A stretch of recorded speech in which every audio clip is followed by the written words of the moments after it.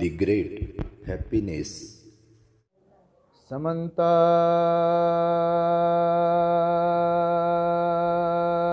चक्रवालेषु अत्रा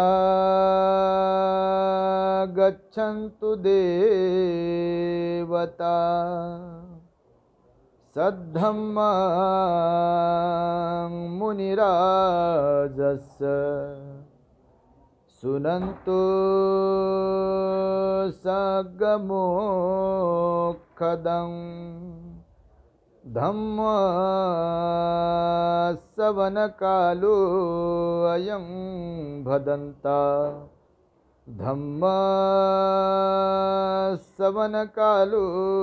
अयं भदन्ता धम्मश्रवणकालो अयं भदन्ता।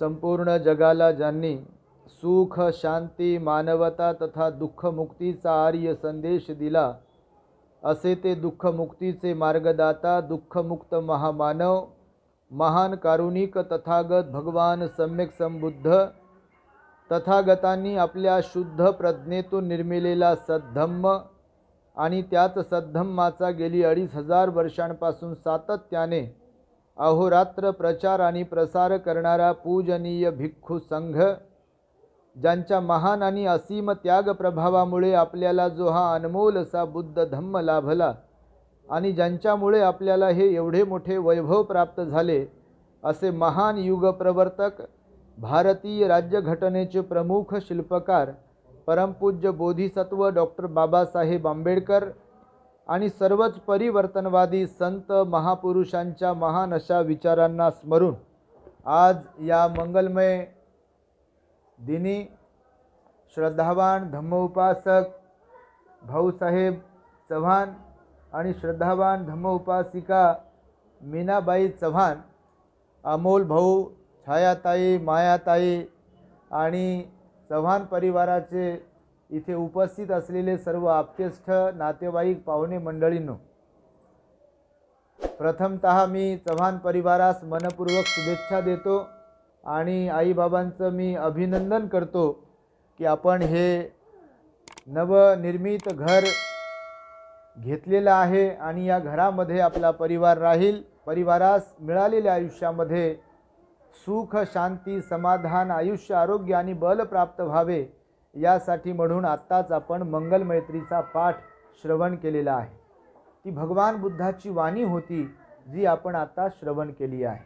बंतीजींकडून आत्ता जी बुद्धवाणी पाली भाषेतील तुम्ही ऐकली आहे ती भगवान बुद्धांच्या मुखातून निघालेली 2600 वर्षांपूर्वीची बुद्धवाणी आहे। गृहप्रवेशाच्या निमित्ताने मी छोटेखानी आपणास उपदेश देणार आहे। खरं तर मानवाच्या 3 मूलभूत गरजांपैकी निवारा ही एक गरज आहे। जशी आपल्याला रोज आणि रोज जिवंत राहण्यासाठी भोजनाची आवश्यकता असते, अंग झाकण्यासाठी कपड्यांची आवश्यकता असते, तसंच आपल्याला आपला उदरनिर्वाह परिवार सांभाळण्यासाठी त्यांना जीवन जगत असताना त्यांना सुखरूप ठेवण्यासाठी घराची सुद्धा आवश्यकता असते। जिथे कुठे आपण राहतो तिथे प्रत्येक जण अपेक्षा ठेवून जीवन जगणारे असतात। मनुष्य प्राणी कायमस्वरूपी एक अपेक्षा मनामध्ये बाळगतो, ती म्हणजे आम्ही जिथे कुठे राहतो तिथे आम्हाला सुख शांती मिळाली पाहिजे, नाही का? हाच तर हेतू असतो। मेहनत करण्याचा हेतू काय आहे? पैसे कमवण्याचा हेतू काय आहे? घर बांधण्याचा हेतू काय आहे? गाडी घेण्याचा हेतू काय आहे? हेतू काय आहे? हेतू एकच आहे की आम्हाला सुख शांती समाधान प्राप्त झालं पाहिजे, नाही का? कोणाचं लग्न करत असाल, मुलीचं लग्न लावून देत असाल, मुलाचं लग्न लावून देत असाल, नाही का? जे काही तुम्ही करत असता गृहस्थ म्हणून त्याच्या मागे एकच हेतू आहे आणि तो हेतू म्हणजे कोणता? की आम्हाला हे प्राप्त झाल्यावर सुख शांती मिळेल। पण भगवान बुद्ध म्हणाले ही भौतिक सुख शांती वेगळी गोष्ट आहे। घर घेतल्यावर, गाडी घेतल्यावर, कपडा घेतल्यावर, दागिने घेतल्यावर जी सुख मिळेल ज्याला तुम्ही म्हणता ते भौतिक स्वरूपातलं आहे। जसं की समजा आता माता भगिनी आहेत तर तुम्ही दागदागिने करत असता, बरोबर आहे? प्रसंगी दागदागिने करताना तुम्ही सोनं चांदी करताना सोनाराच्या दुकानात जाऊन, असं कधी झालंय का एकदाच सोनाराच्या दुकानात गेले आणि दागिना केलाय आणि नंतर जीवनभर दागिना केलाच नाही कोणता? असं झालं का कधी तुमच्याकडून? बिलकुल. तो जेव्हा दागिना घेत होता सुरुवातीला तेव्हा तुम्हाला आनंद होता की मी कोणता तरी दागिना घेत आहे. तो दागिना घेऊन 6 महिने, वर्ष, 2-4 वर्ष झाले की पुन्हा तो जो घेतला होता तो जुना झालेला वाटते आपल्याला आणि दुसऱ्यावर नजर जाते आणि तो घेऊ कधी, तर याच्याबद्दल आपल्या मनामध्ये अपेक्षा निर्माण होते. पण भगवान बुद्धांनी सांगितलेलं आहे की भौतिक संपत्ती तात्पुरत्या स्वरूपात आपल्याला सुख देते, नाही का? बघा तुम्ही आज घर घेतलं असेल तर या घरामध्ये आज डेकोरेशन करणे वगैरे, या कार्यक्रम करणे, लोकांना जेवू घालणे हा आनंदच आनंद आहे बघा. परंतु काही काळ लोटला की नंतर मग आजचा जो आनंद आहे तो आनंद राहते का? नाही राहत. कपडा अंगावर घालेपर्यंत, नवीन दुकानातून आणेपर्यंत, टेलरकडे नेईपर्यंत, टेलरनं शिवेपर्यंत, त्याला अंगावर घालेपर्यंत, कार्यक्रमात मिरवेपर्यंत काय आनंद असतो, काय उत्साह असतो बघा, नाही का? तो कपडा जो कोणता आपण वापरतो आणि 4-6 महिने झाले की तोच कपडा आपल्या कपाटात ठेवून राहतो, त्याची जागा दुसरा नवीन कपडा घेतो. म्हणजे हे तात्पुरत्या स्वरूपातलं सगळं काही आहे. पण भगवान म्हणाले मनुष्य प्राण्याला सुख शांती कशाद्वारे प्राप्त होते, तर भगवंताने त्यासाठी धम्माचे उपदेश केलेले आहे. कायमस्वरूपी आपण ध्यान करत राहिलो पाहिजे, आपण सील पालन करत राहिलो पाहिजे, दान पुण्य करत राहिलो पाहिजे. हे पुण्य कर्म, कुशल कर्म जर आपण करत राहिलो तर परमनंटली म्हणजे कायमस्वरूपी आपल्या मनामध्ये शांती समाधान राहू शकते, घरामध्ये सुद्धा सुख शांती नांदू शकते, असं भगवंताचं वचन आहे. हे जीवन जगत असताना आपल्याला भगवान बुद्धांनी सांगितलेलं आहे की खरं तर आपल्याला आनंद कशामुळे प्राप्त होतो. जसं मी आता मगाशी म्हणालो की आता जेवू खाऊ घातलं, आता गडबड आहे, गोंधळ आहे, हे आले का, ते आले का, आले नाही का, बसले का, स्वयंपाकाचं जेवण झाले का, कपडे आणले का, आहेर गेलाय का, वगैरे वगैरे मध्ये पहा तुम्ही कसं असं घर का आहात. गृहप्रवेश आहे, भंतीजी आले, भंतीजी बसले, भंतीजी असं काय जे असेल ते उद्या परवा तेरवा सगळं मावळते आणि आपण आपल्या घरामध्ये एकटेच. आजचा जो आनंद आहे तो आनंद राहते का? मग नाही राहत. म्हणजे परमनंट काही नाही आहे इथे, म्हणजे कायमस्वरूपी काही नाही आहे. ते एकदा बघा तुम्हाला सांगतो की जीवनामध्ये आनंद आपल्याला उपभोगता आला पाहिजे. कधी कधी आपल्याकडे सर्व काही असते पण आपण आनंदी नसतो बघा. काही काही लोकांच्या वाट्याला असे येतात गोष्टी, सर्व काही आहे पण लोक असे नाराज, टेन्शनमध्ये, चिडचिडेपणा, रडत राहणे, नाही नाही नाहीच म्हणत राहणे, अशा पण प्रवृत्ती असतात बघा माणसाच्या जीवनामध्ये. असे लोक यशस्वी होऊ शकत नाहीत, जीवनामध्ये असे लोक आनंदी राहू शकत नाही. सर्व तळजवळ आहे, तहान लागलेली आहे पण पाणी पिऊ शकत नाही, नाही का? सर्व काही आहे, पंचपक्वान आहे पण खाऊ शकत नाही. सर्व काही असते, लेकरं बाळ सर्व काही लोकांकडे आहे बघा, घरदार, पण लोक आनंदी नसतात. काही काही आता आम्ही लोकांकडे पाहतो बघा, तुम्ही पण कधी पाहत असाल तर आमचं ऑब्झर्वेशनच असते. आता लोकांना शिकवावं लागते, सांगावं लागते, तर लोकांकडे बघतो एकदम बारीक तोंड करून राहतात लोक, एकदम नाराज लोक, जणू काय साऱ्या जगाचं टेन्शन दिले. आता माणसाने प्रसन्न राहावं, आपण माणूस आहोत, कमी जास्त होत राहते, नाही का? मनासारख्या सगळ्या थोडी गोष्टी होतात कोणत्याही बाबतीमध्ये. काही गोष्टी मनासारख्या होतात, काही गोष्टी मनासारख्या होत नाहीत. कधी चांगलं होते, कधी वाईट होते, कधी सुख आहे, कधी दुःख आहे, ह्या सगळ्या गोष्टी वाट्याला येतात. पण कायमस्वरूपी असं कधी कधी काही लोक राहतात बघा, एकदम असे डोळे विस्फारलेले, टेन्शनमध्ये, आणि काहीच नाही, लेकरं बाळा आहे, दागदागिने अंगावर आहे, कपडे आहे, सगळं आहे पण परेशान असे असे काही माणसं. आणि काय करावं भाई, काय करावं दादा, आणि काय करावं भाऊ, आणि काय करावं मामा, आणि काय करावं काका, म्हणजे कोणाकडे जातील तर काय करावं, करायचं काय? लेकरं बाळ झाले, लग्न झाले, घर झाले, गाड्या झाल्या, घोड्या झाल्या, नातू झाले, पुतू झाले, आणि अजून काय करायचं आणि काय करावं? काय करावं म्हणजे काय? तुमचं गणित बिघडलं असेल स्वतःच तर म्हणून काय करावं म्हणत राहता तुम्ही. पण काय करावं काय करावं म्हणता म्हणताच आपण शेवटाला जातो. तर काय करावं काय करावं असं म्हणत राहू नये. आपण प्रसन्न राहता आलं पाहिजे, कारण आपल्याकडे जे काही आहे त्याचा आपल्याला उपभोग पण घेता आला पाहिजे. एकदा भगवंताच्या काळात तुम्हाला एक छोटीशी स्टोरी सांगतो बघा. गृहप्रवेश होत राहतात, पैसे येतात, घरं येतात, सगळ्या गोष्टी येतात. एकदा भगवंत आपले श्रावस्तीमध्ये राहत होते बघा. उत्तर प्रदेशात श्रावस्ती आजही आहे. 2600 वर्षांपूर्वी भगवान बुद्ध त्या श्रावस्तीमध्ये राहत होते. 25-26 वर्ष श्रावस्तीत राहिले भगवान बघा. अनाथ पिंडक नावाचा एक दानदाता होता. त्यानं 54 करोड रुपये खर्च करून आपलं विहार सुवर्ण नाणे जमिनीवरती अंथरून विहार भिक्षू संघाला दान दिलं होतं. त्या अनाथ पिंडकाच्या जेतवन विहारात भगवान बुद्ध जवळपास 19 वर्ष राहिले. तर तिथे राहत असताना एकदा प्रसेनजित राजा, तेव्हाचा प्रसेनजित राजा होता, तर तो राजा दुपारच्या वेळी विहारात आला आणि दुपारच्या वेळी आल्यावर भगवंताला अभिवादन केलं. प्रदक्षिणा घालण्याची अशी प्रथा होती तेव्हा. हे लोक जसे आता प्रदक्षिणा घालतात बघा, ती प्रथा बौद्ध धर्मातली आहे. तर प्रदक्षिणा घातल्या जायची, अभिवादन केलं जायचं. राजा असो, रंक असो, राव असो, आणि तो असा समोर बसायचा, भगवंताला विचारपूस करायचा, तब्येत वगैरे बरी आहे का वगैरे काय.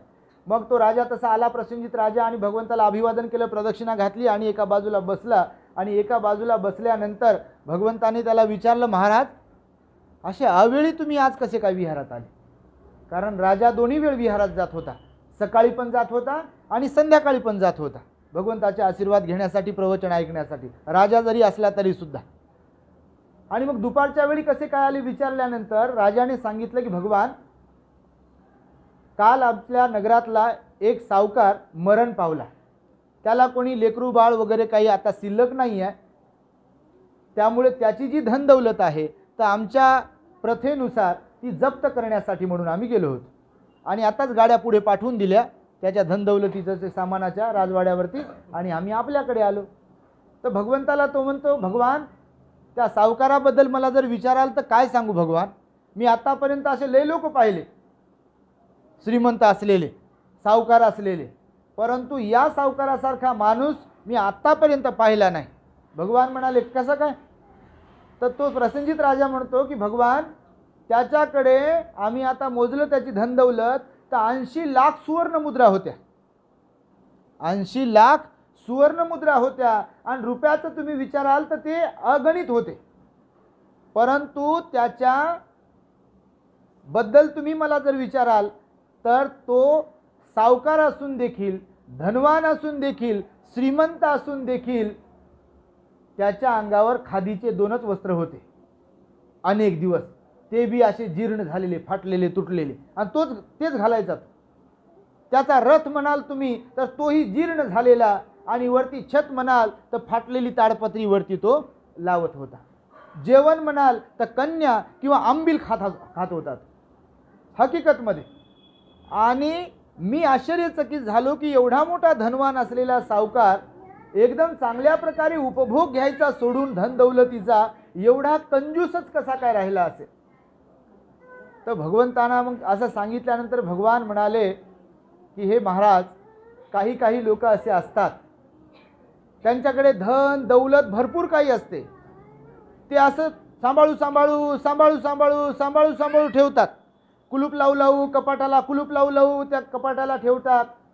कपडा घेत नाहीत, कोणाला काही खाऊ पिऊ घालत नाहीत, कोणाला काही करत नाहीत, धरत नाहीत, पंगत उठवत नाहीत, गरीबाला कोणाला दान धर्म नाही, भिक्षू संघाला कधी दान धर्म नाही, काही विहाराला दान धर्म नाही, काहीच नाही. लगे बस पैसा जपू ठेवायचा आहे.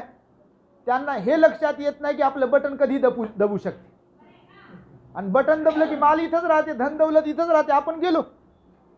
त्यांच्या हे लक्षात येत नाही. म्हणाले भगवान बुद्ध की आपण मरणधर्मी आहोत, आपण जाऊ शकतो, धन दौलत इथंच राहू शकते, पण जिवंतपणात त्या धन दौलतीचा जर उपभोग घेतला, लेकरा बाळाच्या, बायको लेकराच्या, मायबापाच्या सेवेसाठी, पालन पोषणासाठी जर धन दौलत लावली, गरीबाच्या दीनदुबळ्यांच्या सेवेसाठी जर ती धन दौलत लावली, भिक्षू संघाला दान देण्यासाठी जर ती धन दौलत वापरली, विहारांसाठी दान धर्म करण्यासाठी जर धन दौलत वापरली, तर किती मोठं पुण्य होईल, कुशल कर्म होईल. आणि त्या कुशल कर्माच्या, पुण्यकर्माच्या जोरावरती त्याला सुगती प्राप्त झाली असती.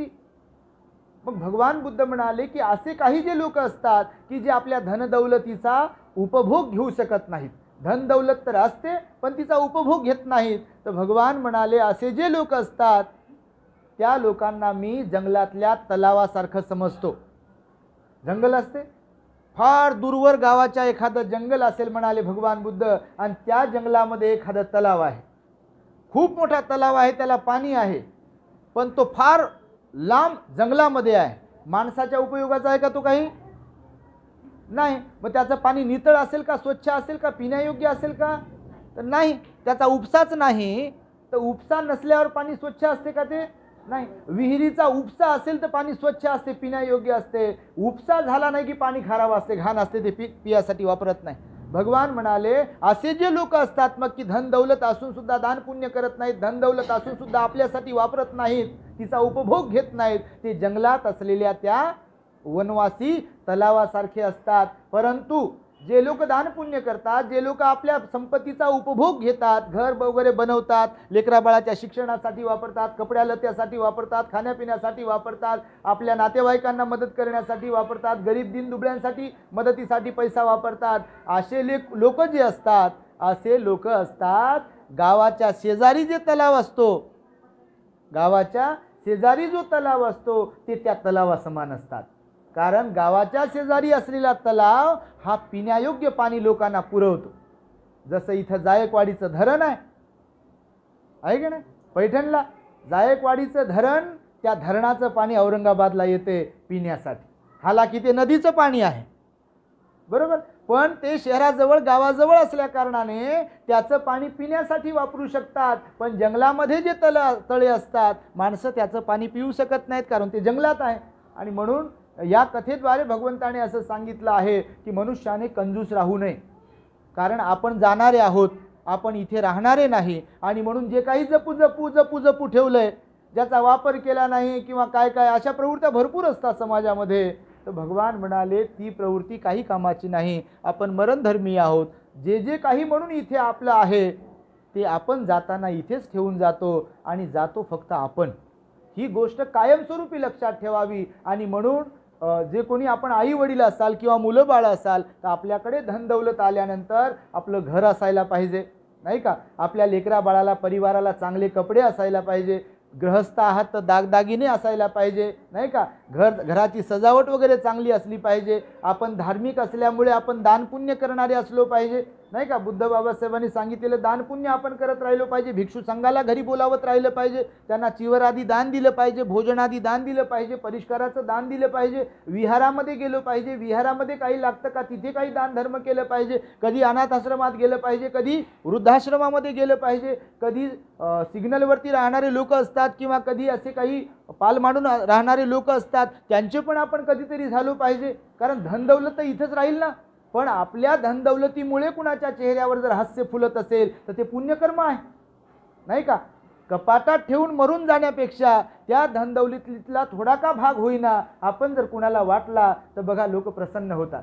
आपल्याकडे जर भाकर आहे, त्या भाकरीतला थोडासा भाग जर कुणाला दिला तर लोक प्रसन्न होतात. बघा आता आम्ही तुम्हाला सांगतो, म्हणजे स्वतःच्यासाठी कधी सांगत नाही, उदाहरण म्हणून सांगतो तुम्हाला. तर गाडीने आम्ही फिरतो भरपूर, सिग्नलला वगैरे थांबलं तर काही गरीब वगैरे लोक येतात बघा. तर त्यांना जे काही आहे, आमच्या गाडीमध्ये गिअरच्या तिथे पैसे असतात, असे कॉईन वगैरे समजा असले की ते तिथं टाकून देतो आम्ही, 10ची 20ची 50ची अशा नोटा. मग जे कोणी दिसेल रस्त्याने असं की जे एकदम ज्याला काय म्हणू आपण की एकदम असं आहे की त्याला गरज आहे, गरजवंत जे कोणी असतात तर त्यांना आम्ही मग मदत करत असतो. ती मदत तर तुमची समाजाचीच आहे, मायबाप समाजाची, परंतु त्या माध्यमातून आपण ती केली पाहिजे प्रत्येकाने. नाही तर आपले पैसे दवाखान्यात कितीतरी वेळा कितीतरी पैसे जातात, आणि तिथे आपण डॉक्टरांना म्हणू शकत नाही की आता 20 रुपये कमी करता का. डॉक्टरनं जर सांगितले की 5,000 रुपये ऑपरेशनला लागतात, तर तिथे आपण भाजीपाल्यासारखं म्हणू शकत नाही 2,000त करता का. डॉक्टरला उलट आपण म्हणतो की 5 काय 10 घ्या बापा, लवकर ऑपरेशन करा, माणूस बाई जे कोणी असेल लेकरू आमचं ते जगलं पाहिजे, वाचलं पाहिजे. भगवान म्हणाले की मग तिथे तुम्हाला पैशासह पुण्यकर्माची आवश्यकता असते, कुशल कर्माची आवश्यकता असते, नाही का. कधी कधी पैसे लावून पण वाचत नाहीत, तर मग तिथे काम करते आपलं पुण्यकर्म. म्हणून भगवंताने सांगितलं आपल्याकडे असलेली धन दौलत आपल्यासाठी तर वापरलीच पाहिजे, परंतु दान धर्मामध्ये सुद्धा धन दौलत दिली पाहिजे, गरिबांना सुद्धा त्याची मदत केली पाहिजे. आणि म्हणून भगवंताच्या काळातला छोटेखानी हा प्रसंग तुम्हाला मी छोटासा प्रसंग मी तुम्हाला सांगितला. ही हकीकत घडलेली होती. सावकार होता, तो कंजूस होता, आणि त्यामुळे तुम्ही आपल्या घरामध्ये जे काही घर बनवलं आहे, सुंदर घर बनवलं आहे, तुम्ही धार्मिकच आहात. कारण मी पाहतोय आम्ही वारंवार जे लोक बोलवतात कोणत्या ना कोणत्या निमित्ताने ते धार्मिकच असतात. आणि म्हणूनच बाबाचा काल आग्रह होता.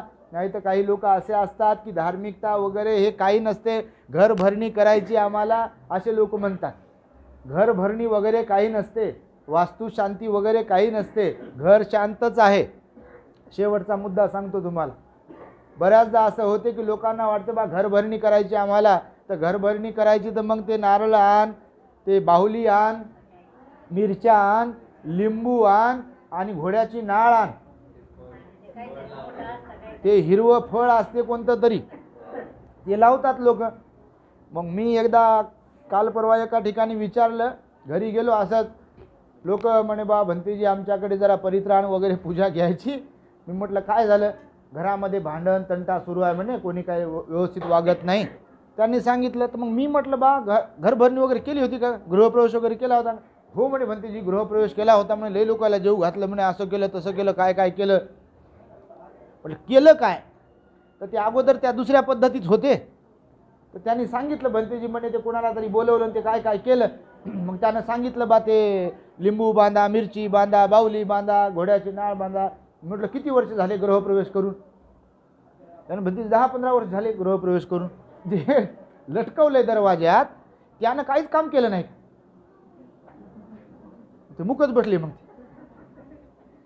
त्यानं काम करायला पाहिजे ना. पीके चित्रपट पाहिला तुम्ही? सगळ्यांनी पाहिला असेल बघा, आम्ही पण पाहिला चित्रपट तो पीके. कारण त्याच्यामध्ये एक मेसेज दिलेला आहे.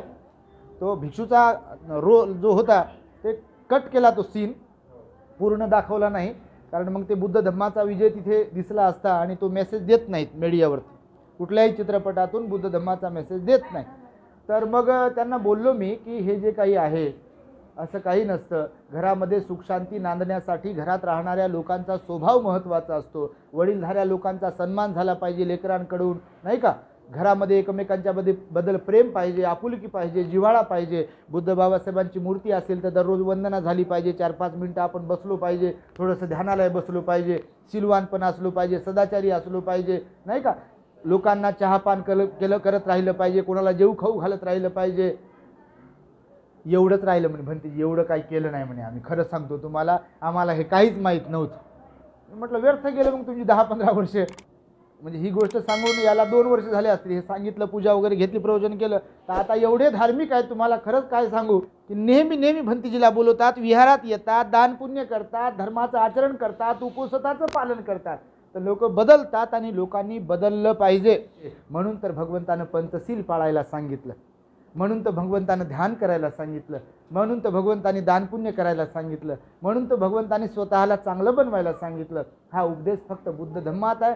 यांनी आम्हाला इथे आग्रहपूर्वक बोलवलं. निश्चितपणे या निमित्ताने जो काही धम्माचा उपदेश, बुद्धाची वाणी आपण श्रवण केली आहे किंवा भगवान बुद्धाची वंदना जी श्रवण केली आहे, या निमित्ताने जे तुम्ही चिवरदान, परिष्कारदान, अर्थदान, फळदान देऊन भंतेजींना एक दान पुण्य करणार आहात, भोजनदान देऊन दान पुण्य कर्म करणार आहात, या संपूर्ण पुण्यकर्माच्या प्रतापाने, बुद्ध धम्म आणि संघाच्या अनुकंपेने आपल्या परिवारास मिळालेल्या आयुष्यामध्ये क्षण प्रतिक्षण सुख, शांती, समाधान, आयुष्य, आरोग्य आणि बल प्राप्त होत राहो. आपला परिवाराचा सर्वांगीण विकास होत राहो, आपली उत्तरोत्तर प्रगती होत राहो, बुद्ध धम्म संघाच्या प्रती असलेली श्रद्धा वृद्धिंगत होत राहो. अशा प्रकारची मंगल आणि उदात कामना व्यक्त करून मी माझ्या शब्दांना इथे पूर्णविराम देतो. भवतु सब्ब मंगलं, भवतु सब्ब मंगलं, भवतु सब्ब मंगलं.